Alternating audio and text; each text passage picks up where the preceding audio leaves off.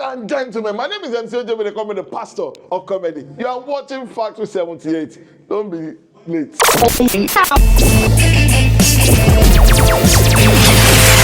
MC OJB, they call me the pastor of comedy. So, and I say, oh shit, you see. No, sorry. Sorry, the person will use this voice last. The person will use this voice last in the prison. Oh, really? Who that? Not be my mouth here. What's wrong with that person? It's a very risky question you're asking me. Who is it? Oh, yeah. Who is it? No. All right, ladies and gentlemen, my name is MC OJB, they call me the pastor of comedy. We're here live at Bengadinka, LaffMatazz, live in London, the first edition in London. It's been amazing, it's been fantastic. I've performed. Yeah. How does it feel when you get invited to come and perform at this show, LaffMatazz? Because Bengadinka is a legend, so it's such an honor to be called upon to perform on such a platform. So it's an honor to be one of the comedians tonight. Do you ever remember the first LaffMatazz? Do you remember? The first LaffMatazz? I won't say first, like the early stage of LaffMatazz that you can find. I can't remember, but I know it's been for a while. It's been like maybe 13, 14 years. And in those years, I've been in the UK. Let them be here so that they know that I have paper. So you're London-based, sure? Yeah, man. Sorry. Yeah, mate. Yeah. So what do you think, what does the Bengadinka mean to the comedy show in Nigeria, the comedy world in Nigeria? Bengadinka is somebody that's one of the southwestern comedians that brought comedy out for us, for many people to enjoy. When I say brought out, I'm talking about the commercialization, I'm talking about the enjoyment of comedy in the southwestern area of Nigeria. And many people remember Bengadinka from Shine Bobo Star. That's where I remember Bengadinka from the talk show, not talk show, the live TV show many years ago. Shine Bobo Star. So can you describe your type of comedy you make? Stand-up comedy.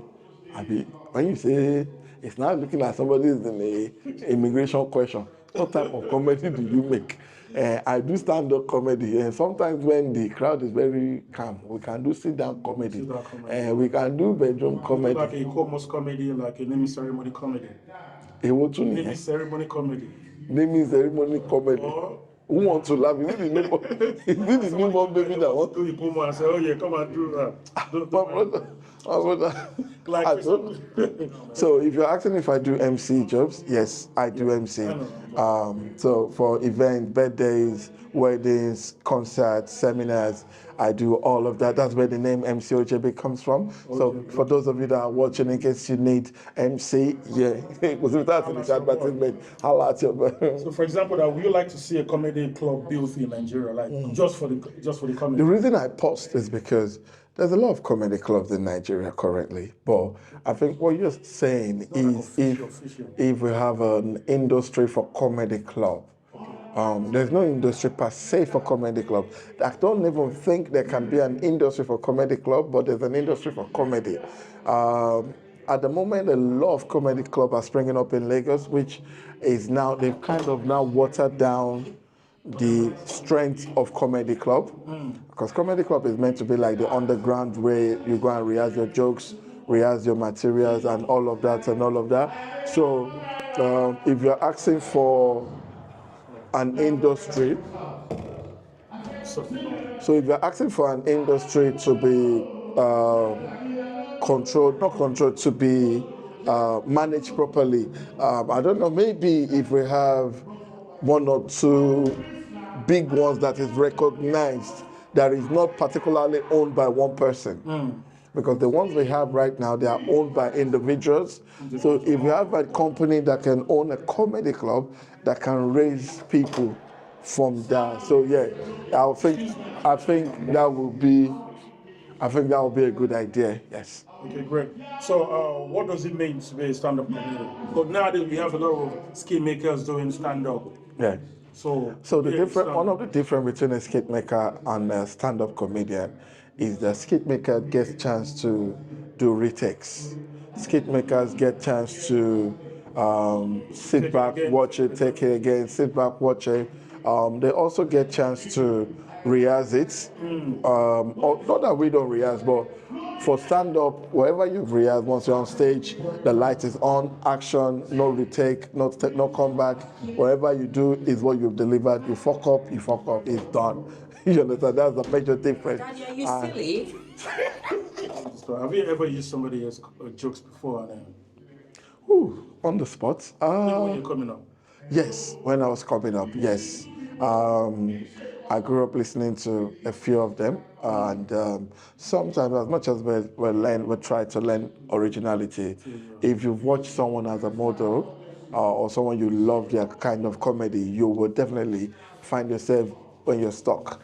When you are coming up, so I would still say when I was coming up, yes, there were maybe one or two. Had someone approach you after a comedy show or event regarding something that you said?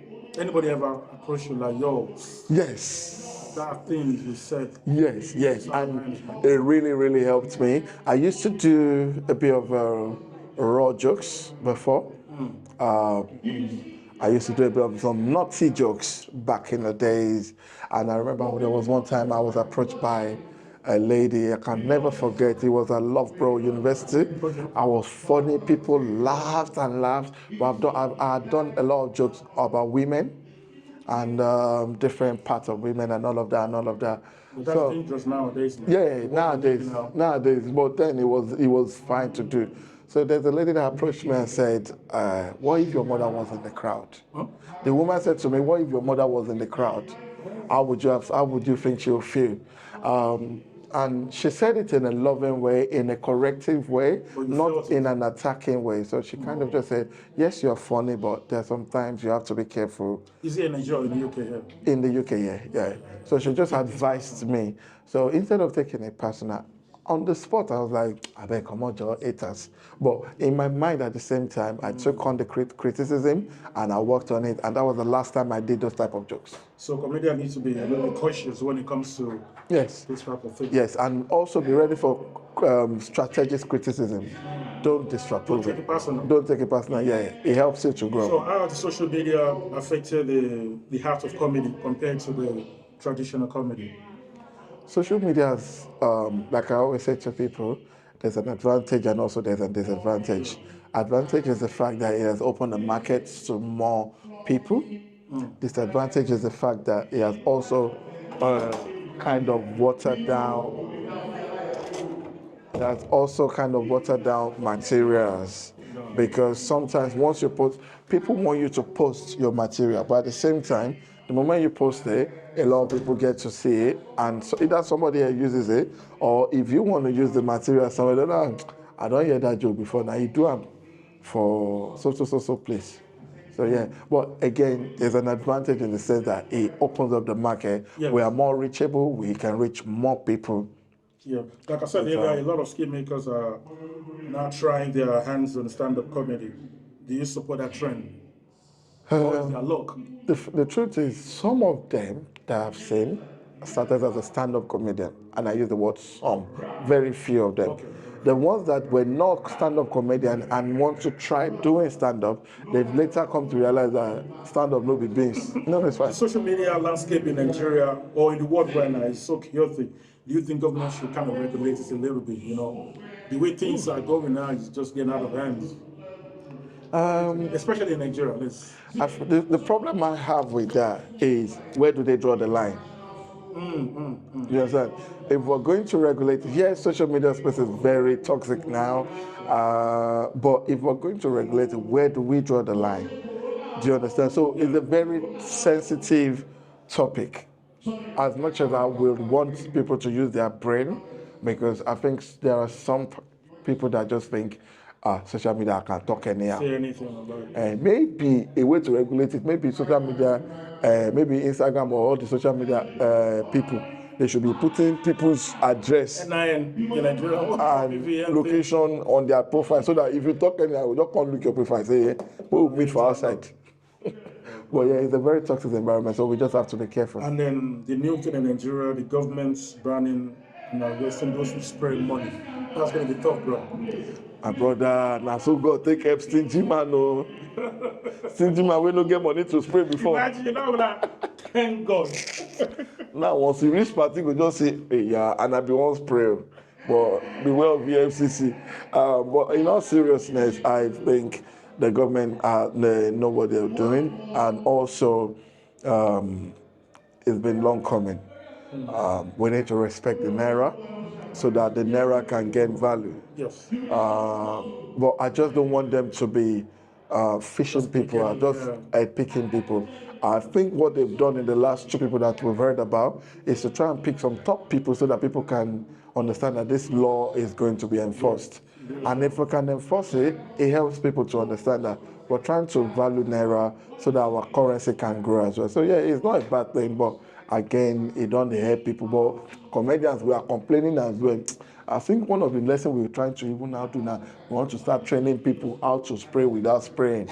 So as we are performing, as you laugh, we just transfer to the account. Transfer to the account. So before performance, we'll be sharing our account. So I'm happy to see Epis flying from Nigeria to the UK.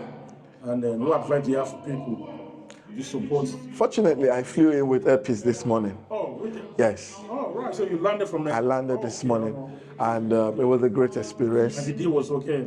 Yes. The price is still okay. And I use the word still okay because and in case they are watching or they watch the video, one thing that we're all begging for is for them to maintain the excellence spirit, for them to keep up the good work. We are all happy that a Nigerian airline is doing well. But we know it won't be easy. We know they will try and push you out. But please, as much as possible, let's maintain that excellence. Because what we don't want is a situation where they now gather and gain that established power, and all of a sudden they also start skyrocketing their price. Yes. So that would not be fair because we are all rallying around Airpeace now. Also, their staffs. And I'll say this, I don't fear anybody. On my way to Nigeria, they were fantastic, but it's looking as if they lose the initial gentility. Some of their staff don't shout for our head. So, let them watch it. Let them watch it. Yeah, better watch it. If you don't watch it, nobody will watch you in this life. What is born, man? Yes, boss. So, okay, we're done. What message do you have of your fans out there?